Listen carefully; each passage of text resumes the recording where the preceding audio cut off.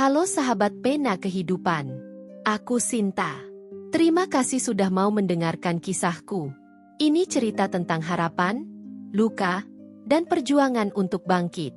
Aku dan suamiku, Andi, sudah 5 tahun menanti kehadiran anak. Tapi, di tengah rasa putus asa, aku membuat keputusan yang akhirnya mengubah hidupku selamanya.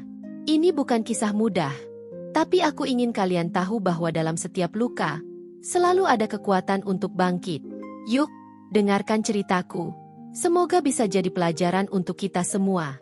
Mohon dukungannya untuk like, subscribe channel kami.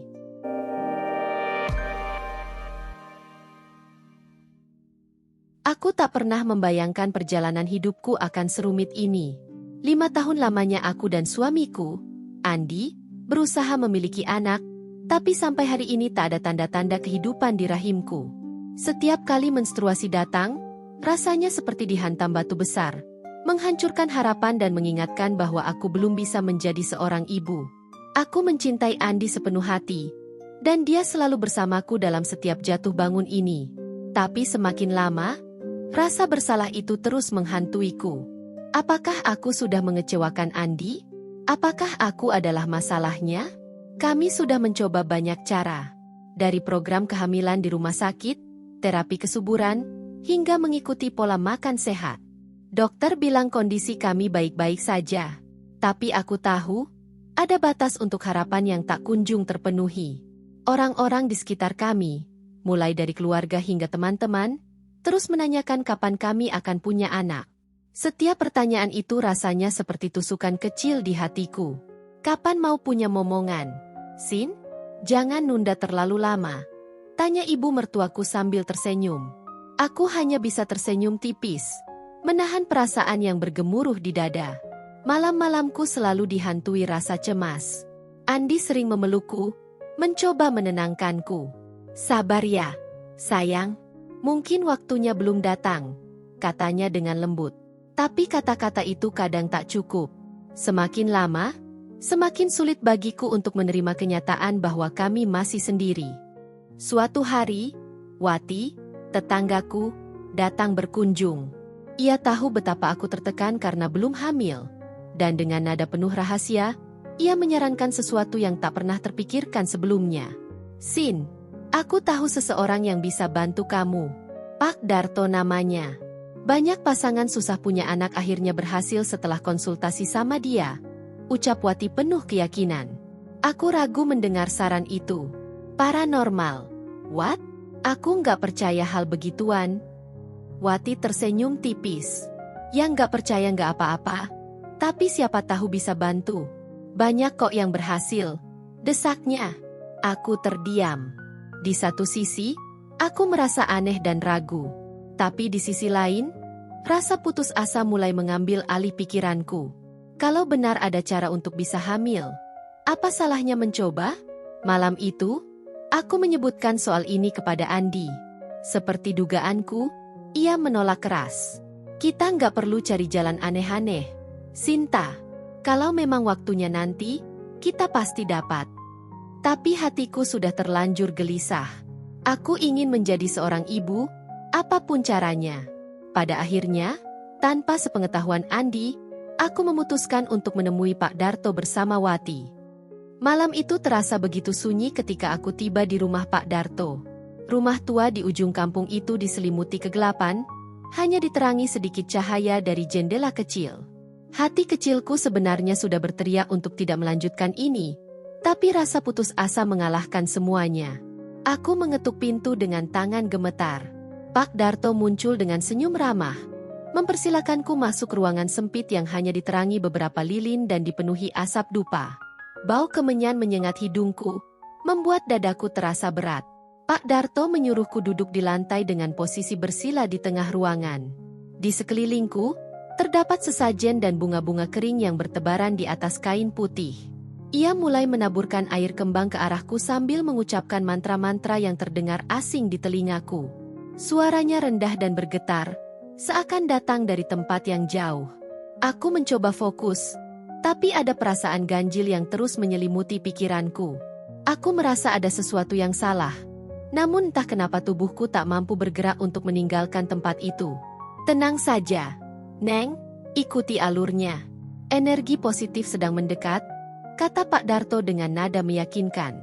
Kata-katanya terdengar seperti belenggu yang membuatku semakin tenggelam dalam ritual itu. Tubuhku mulai terasa berat, seolah-olah ada beban tak terlihat yang menarikku semakin dalam. Aku hanya bisa memejamkan mata dan berharap ritual ini segera selesai. Dalam hatiku, aku terus berdoa agar semua ini tak sia-sia dan keinginanku untuk menjadi seorang ibu bisa segera terwujud. Namun, semakin lama, tubuhku seakan kehilangan tenaga. Lilin-lilin yang berkedip di sekitar ruangan mulai terlihat buram di mataku, dan kepalaku terasa pening. Aku seperti melayang di antara sadar dan tidak. Ketika aku mencoba membuka mata, aku mendapati Pak Darto semakin dekat. Tiba-tiba, ia mulai menyentuh tubuhku, bukan dengan cara seorang penyembuh, tapi dengan cara yang membuat darahku berdesir ketakutan. Aku ingin berteriak, tapi suaraku tercekat di tenggorokan. Mulutku seakan terkunci rapat, sementara tubuhku terlalu lemah untuk melawan. Aku mencoba menyingkirkan tangannya, tapi seakan ada kekuatan tak terlihat yang membuatku lumpuh. Pak Darto merenggut tubuhku dengan paksa, menyebut-nyebut ini sebagai bagian dari ritual, sebagai langkah terakhir untuk menyucikan rahimku. Aku merasa terjebak dalam mimpi buruk yang tak ada akhirnya. Air mata mulai mengalir tanpa henti dari mataku. Aku merasa hancur. Tubuhku seperti boneka yang dipermainkan tanpa ampun. Dalam hati, aku berteriak memohon pertolongan, tapi tidak ada suara yang keluar. Aku merasa sendirian, terperangkap dalam ruangan gelap ini bersama seorang pria yang telah menghancurkan harga diriku atas nama ritual. Waktu terasa berjalan lambat. Setiap detik seperti tusukan di hatiku. Aku tak tahu berapa lama aku berada di sana, tapi rasanya seperti seumur hidup. Ketika semuanya akhirnya berhenti, aku hanya bisa terbaring lemah di lantai, tubuhku gemetar, dan pikiranku kosong. Pak Darto beranjak, seakan tak terjadi apa-apa, lalu berkata dengan dingin, "Sudah selesai, Neng. Sekarang, tunggu saja hasilnya. Kalau beruntung, rahimmu akan segera terbuka." Aku merasa mual mendengar kata-katanya. Bukan hanya karena apa yang telah dia lakukan, tapi juga karena aku tahu bahwa harapan yang kubawa ke tempat ini telah hancur. Tak ada lagi impian, tak ada lagi rasa percaya. Yang tersisa hanya tubuh lemah dan jiwa yang patah. Aku bergegas merapikan pakaian dan keluar dari rumah itu tanpa menoleh lagi, berharap bisa melupakan semua yang baru saja terjadi. Saat berjalan pulang di bawah cahaya bulan yang samar, aku merasa hampa. Rasa malu dan jijik menyelimuti diriku. Tubuhku masih gemetar, dan pikiran kacau memenuhi kepalaku. Bagaimana aku bisa pulang dan bertemu Andi setelah ini? Bagaimana aku bisa hidup dengan rasa bersalah dan kotor seperti ini? Pertanyaan-pertanyaan itu terus menghantui, membuatku semakin terpuruk dalam diam. Malam itu, aku berjanji tak akan pernah kembali ke rumah Pak Darto. Tapi aku tahu, bayangan kelam dari malam ini akan selalu melekat dalam ingatanku. Aku berjalan pelan menuju rumah, berharap malam ini hanyalah mimpi buruk yang akan segera berakhir saat pagi tiba. Namun, jauh di dalam hatiku, aku tahu tak ada yang akan sama lagi. Hidupku telah berubah untuk selamanya. Setelah malam itu, aku pulang dengan tubuh dan hati yang remuk. Aku merasa kotor dan tak berharga.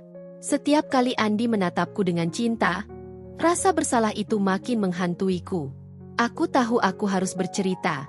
Tapi bagaimana? Bagaimana aku bisa menjelaskan bahwa aku telah ditipu dan diperkosa oleh orang yang kujadikan harapan terakhir? Beberapa minggu berlalu, dan tubuhku mulai berubah. Aku sering merasa mual dan lelah, hingga akhirnya aku memutuskan untuk melakukan tes kehamilan. 2 garis merah muncul. Aku hamil. Tapi bukannya bahagia, aku justru merasa takut dan hancur. Ini bukan anak yang kuharapkan. Ini bukan anak dari cinta yang kubangun bersama Andi. Aku tahu aku tak bisa menyimpan rahasia ini lebih lama. Dengan air mata bercucuran, aku akhirnya menceritakan semuanya kepada Andi.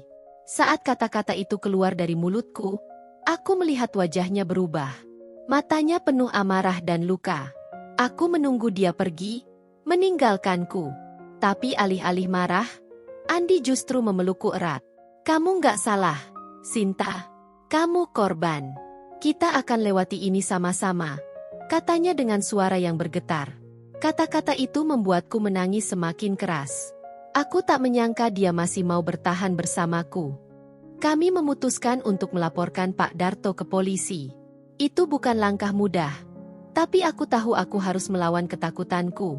Ternyata, aku bukan satu-satunya korban. Ada banyak perempuan lain yang memilih diam karena takut dan malu. Pak Darto akhirnya dijatuhi hukuman penjara. Tapi trauma yang ditinggalkannya tetap membekas dalam hidupku. Setiap hari adalah perjuangan untuk menerima kenyataan.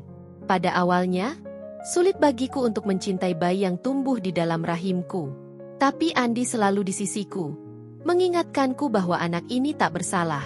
Ia hadir bukan karena kesalahan kami, tapi karena nasib yang tak bisa kami hindari. Ketika bayi kami lahir, aku menangis sejadi-jadinya. Dalam tangisan itu, ada rasa sakit, tapi juga ada harapan. Aku melihat Andi menggenggam tangan mungil bayi kami dan berkata, "Ini anak kita, Sin. Kita akan berikan dia cinta yang cukup."